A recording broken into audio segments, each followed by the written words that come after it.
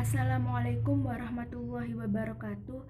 Perkenalkan, nama saya Wanda Ardita Sari dari Prodi Akuntansi kelas 2A3 NIM 1920103000205. Di sini saya akan menjelaskan tentang Mukadimah Ilmu Kaldun, tugas dari Bapak Joko selaku dosen mata kuliah Bahasa Indonesia. Pasal ke-6 dari kitab, berbagai jenis ilmu pengetahuan, metode pengajaran, cara memperoleh, dan berbagai dimensinya, dan juga segala sesuatu yang berhubungan dengannya. Di sini saya akan menjelaskan dua pasal. Yang pertama, pasal ke-1. Ilmu pengetahuan dan pengajaran merupakan sesuatu yang natural dalam peradaban manusia. Manusia dan makhluk hidup yang lainnya mempunyai sifat kesamaan dalam sifat kemakhlukannya, seperti perasaan, bergerak, makan, bertempat tinggal, dan lain-lain. Yang membedakan manusia dengan makhluk lain yaitu kemampuan berpikir, mendapat mata pencaharian, bekerja sama antar sesamanya, dan menerima ajaran yang dibawa para nabi dari Allah dan mengikuti jalan kebaikan yang membawanya menuju alam akhirat.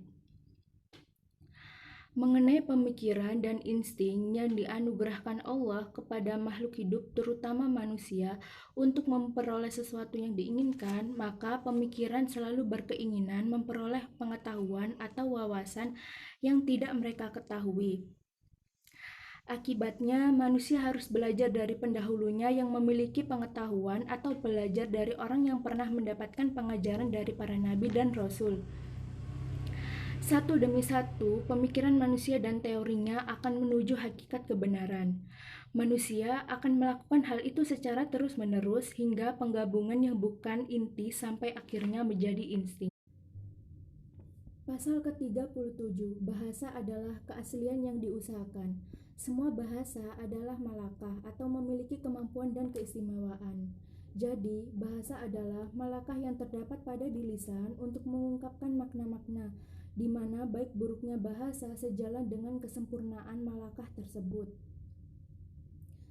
Jika seseorang menciptakan malakah untuk menyusun kata agar terbentuk suatu ungkapan yang sesuai dengan maksud dan tujuan dengan memikirkan pemakaian susunan yang sesuai tuntutan situasi dan kondisi, maka pembicara semacam ini telah berhasil menyampaikan maksud dan tujuannya kepada pendengar, dan inilah yang dimaksud dengan balaghah.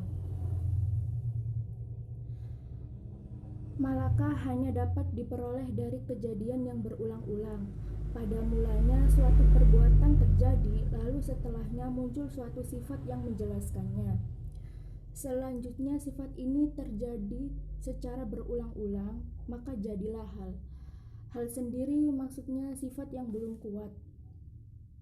Kemudian setelah kejadian ini makin banyak dan berulang, maka inilah yang disebut malakah, yaitu sifat yang tertancap kuat.